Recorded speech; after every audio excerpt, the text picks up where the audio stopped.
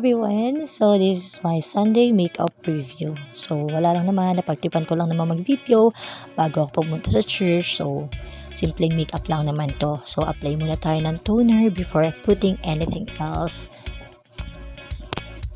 Yan. And next naman natin i-apply is yung ating BB cream. San-san po ang ginagamit ko sa aking face kasi hypoallergenic siya. So, ayan, FYI lang. Takot kasi ako gumamit ako ano-anong makeup sa mukha ko. So, lalo pagka mga cream foundations, ganyan. Yan, BB cream. Kaya pinili ko na yung hypoallergenic para sure. Kasi nakakatakot na magkaroon ng pimples na madami kapag nagkaroon ka ng allergy. So, yan. Simpleng blend muna. And then, next naman natin ilalagay is yung ayan, sa kilay ko naglalagay ako ng brow gel. Wala lang, hindi ko nga alam kung anong effect niyan eh. Siyempre, lagay naman tayo ng concealer sa ating eye bag. Night shift tayo kaya medyo kitang-kita ang ating eye bag. So, kailangan natin itago. And then, next natin i-apply is yung aking eyeshadow. Lustrous po yan. Simple lang din naman ako mag-eyeshadow. Konting effect lang. Ayan, brown.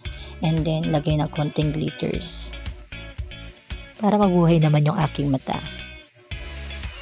Kasi lagi ako mukha inaantok eh. Though inaantok naman talaga ako palagi. Yan, syempre. Ganda natin yung ating concealer sa ating eye bags. Tagong-tago. Ano na? Ano sunod? Kami na pa sinimbukan ng bibig ko. Hindi ko na nga alam sinasabi ko dyan eh. Ayan, nag-a-apply po ako ng loose powder. Actually, di ko nga alam paano to gamitin eh. Kailan ba dapat to ina-apply? Wala lang, natripan ko lang siyang bilhin. Practice lang. Makeup ganun. Eye bag ulit. Tagong-tago na sis. Ayan. Next naman natin i-apply is yung ating kilay. Ayan, ginagamit ko nga po pala ay Athara Organics. Ayan, ang ganda niyang pangkilay na yan. Tingnan mo ko, kasi kung titignan nyo, wala naman masyadong pinagbago yung kilay ko. Nagka-shape lang siya ng very light. Kasi yung Athara Organics is, meron na siyang kasamang castor oil. So, siguro kada lagay ko sa kilay ko, talagang nag-grow yung aking kilay.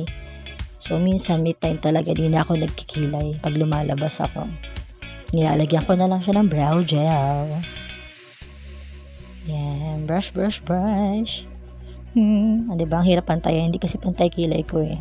Yung isa pointed, yung isa hindi. Lalagay din ako ng tawag dyan mascara sa kilay ko para medyo nakaset pa siya lalo. Arty lang. O, diba? Kung ano yung ginamit ko sa kilay ko, yun lang din gagamitin ko sa pilik mata ko. Yan. Actually, ang ganda maglagay ng ng mascara. Maybelline po yung ginagamit ko. Ang ganda niya kasi nakakakapal at nakakahaba po siya ng pilik mata at pag nilagay mo siya, buhay na buhay ang mata mo, si Shiwang. Diba, arty? Ano na, next? Ayan, lustrous din yung gamit ko for my blush on. Ang ganda niyan kasi parang na siya, instant shimmer and instant contour na siya kapag nilagay mo siya sa face lock mo. So, syempre sa akin, di man ako marunong mag-contour, tamang blush on lang. So, okay na yan. Shining shimmering na yan. And then, ang aking lipstick na ginagamit ay Vice. Hindi ko kasi makita yung lipstick na normal kong ginagamit. So, yan na lang. So, ang putla pa din, diba? Then, lastly, lalagay tayo ng oil control powder. Para cute, char. Kaya, wala naman masyadong pinagbago. Siyempre, simple makeup lang naman ang ginagawa natin pag Sunday, di ba?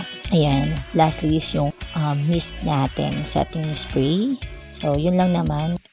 Nakapagsuklay na ako mga madam. And then, suot na outfit. Flexing nga pa pala ang EG Corduroy pants. Ang ganda, di ba? Bili na din kayo. 400 lang yan. Yun lang. Bye, guys!